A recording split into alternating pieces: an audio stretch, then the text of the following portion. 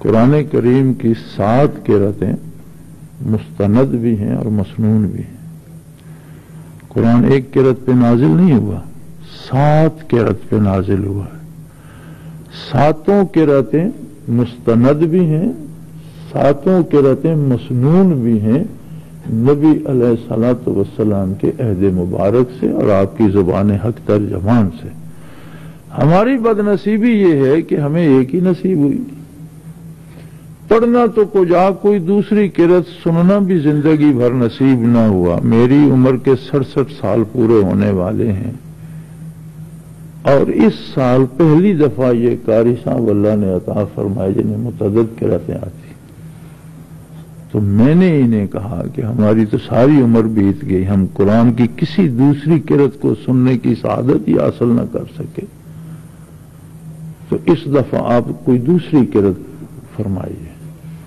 اس میں زیادہ فرق نہیں ہے، ہم عادی ہیں الف پڑھنے کے، اس قرأت میں جہاں چھوٹی یہ آتی ہے اس پر کھڑی زبر ڈال کر ہم الف پڑھتے ہیں، اس قرأت والے اس یہ کو یہ ہی پڑھتے ہیں، اس پر الف نہیں پڑھتے۔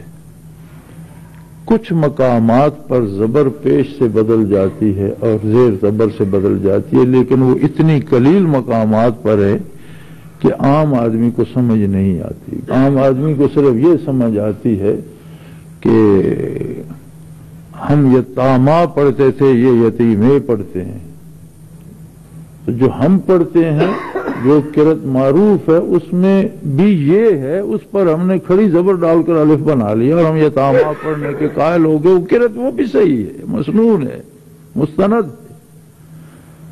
یہ بھی مستند ہے کہ اس پر زبر کھڑی نہ ڈالی جائے، الف نہ ڈالا جائے، اسے یتیمے ہی پڑھا جائے۔ تو یہ سعادت ہے ہم سب کی کہ ہمیں قرآن کی ایک دوسری قرأت بھی نصیب ہوئی۔ اللہ قاری صاحب کو بھی زندگی دے اور ہمیں بھی ایک اور رمضان نصیب کرے، اور اگلے رمضان انشاءاللہ ان سے تیسری قرأت سنیں گے۔ یہ پریشانی کی یا سوالوں کی بات نہیں ہے، یہ کم از کم آپ کو اتنا یاد ہونا چاہیے کہ قرآن کریم کی 7 قرأتیں مسنون اور مستند ہیں، اور ان میں الفاظ اور حروف وہی ہیں، ادائیگی کا طریقہ جو ہے وہ مختلف ہے، جسے حضور نے پسند فرمایا، قبول فرمایا، جو عند اللہ مقبول ہے۔ تو اسی طرح چونکہ ہم لوگ ساری زندگی نہ کوئی ہمیں بتاتا ہے نہ سمجھاتا ہے، مسجد جاؤ تو کفر کے فتوے لگ رہے ہیں، کسی بزرگ کے پاس جاؤ تو دنیا کی دعائیں ہو رہی ہیں، تمہیں یہ مل جائے، تمہیں وہ مل جائے۔ تو جو دین کی اساس یا اصل یا کرنے کا جو کام ہے، مولوی کو سنو تو وہ آپ کو مسائل نہیں بتاتا، کوئی وضو کا مسئلہ نہیں بتایا جا رہا، کوئی نماز کے مسائل پہ بات نہیں ہو رہی، کوئی روزمرہ کے مسائل پہ بات نہیں، کفر اسلام کا جھگڑا، یا اب تو سارا ممبر سیاست کی نظر ہو گیا، یا کسی کی تعریف کر رہے ہوں گے یا کسی کی تنقید کر رہے ہوں گے۔ بھی دفع کرو ان لوگوں کو، انہیں مسجد سے باہر پھینکو، مسجد میں مسجد کا کام کرو، ایمان کی بات کرو، مسجد کی بات کرو۔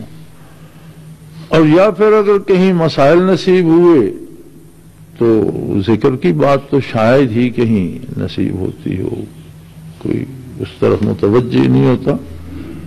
اور یہ غنیمت ہے کہ اللہ کریم نے ہمیں حضرت رحمت اللہ تعالی علیہ کے ساتھ ملا دیا، یہ اس کا احسان ہے کہ 1450 سال بعد براہ راست نسبت نبوی علیہ صاحب صلاۃ والسلام نصیب ہو گئی۔